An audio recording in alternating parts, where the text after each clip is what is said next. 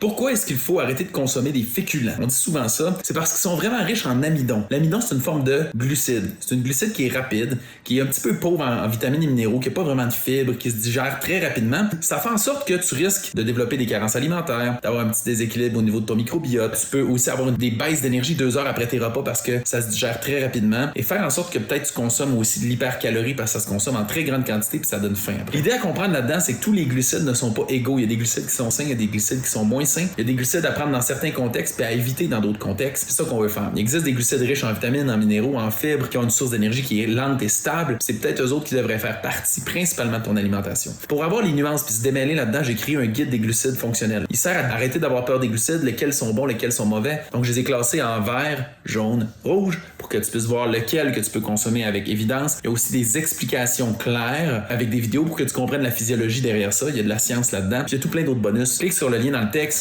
ou le bouton en dessous du vidéo. Va voir ça. Procure-toi là si tu vas être éclairé sur les glucides.